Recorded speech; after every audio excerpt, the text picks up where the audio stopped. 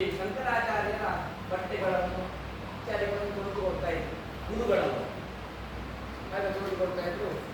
ಆದರೂ ಕೂಡ ಸಮಯಕ್ಕೆ ಸರಿಯಾಗಿ ಇವರ ಪ್ರವಚನ ಆಗುವಂತಹ ಶಂಕರಾಚಾರ್ಯರ ಪ್ರವಚನ ಆಗುವಂತಹ ಸಂದರ್ಭಕ್ಕೆ ಬಂದು ಹಿಂದಿನ ಸಾಲಿನಲ್ಲಿ ಕುಳಿತು ಕೇಳ್ತಾ ಇದ್ರಲ್ಲ.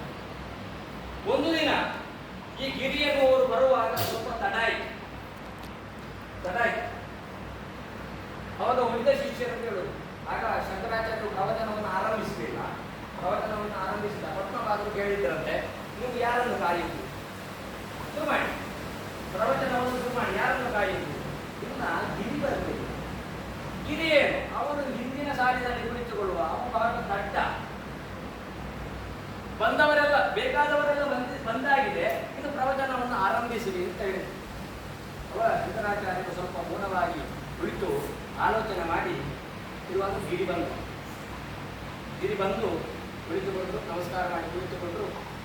ಆಮೇಲೆ ಹೇಳಿದ್ರು, ಗಿರಿ ಯಾಕೆ ತಡ ಆಯ್ತು ಅಂತ ಹೇಳಿದ್ರೆ ಈ ವಿಷಯ. ಅವಾಗ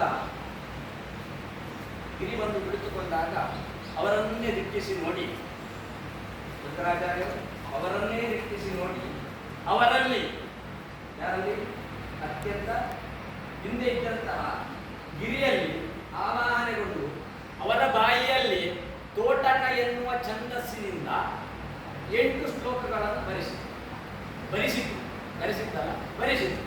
ಅದನ್ನು ನಾವು ತೋಟಕಾಷ್ಟಕ ಅಂತ. ಉಳಿದ ಶಿಷ್ಯರೆಲ್ಲರೂ ಮೂಕ ವಿಸ್ಮಿತರಾಗಿ ನೋಡಲಿಲ್ಲ. ಹಿಂದಿನ ಸಾಲಿನಲ್ಲಿ ಬರೆದಂತಹ ಅವನು, ದಟ್ಟನಾಗಿದ್ದಂತಹ ಅವನು ತೋಟಕಾಷ್ಟಕ ಲೋಕವನ್ನೇ ಅವಾಡಲು ಇದು ಮಾಡಿದ್ಯಾರು? ಶಂಕರಾಚಾರ್ಯ. ಅವನ ಬಾಯಿಯಲ್ಲಿ ಹೇಳಿಸಿದ್ರು. ಯಾರ ಬಾಯಿಯಲ್ಲಿ? ಗಿರಿಯ ಬಾಯಿಯಲ್ಲಿ ಹೇಳಿಸಿದ್ರು.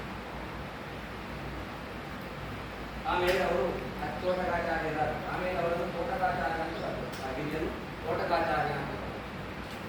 ಯಾಕೆ? ತೋಟಕಾಚಾರ್ಯ ಅವರ ಬಾಯಿಗೆ ಬಂದಲ್ಲ.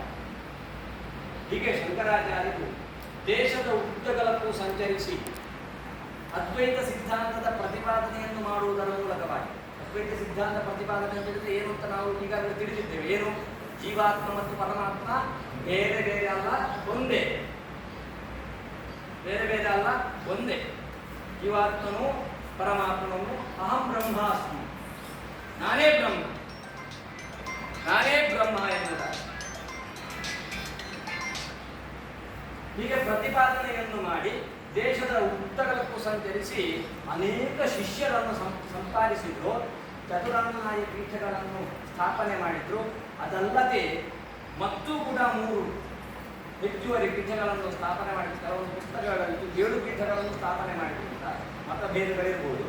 ಆ ಪೀಠಗಳಿಗೆ ಆಮ್ನಾಯಗಳು ಯಾವುದು, ಲಿಂಗಗಳು ಯಾವುದು, ಕ್ಷೇತ್ರಗಳು ಯಾವುದು ಅಂತ ಹೇಳಿ ಪುಸ್ತಕವೇ ಇದೆ, ಓದ್ಬೋದು ನನಗೆ.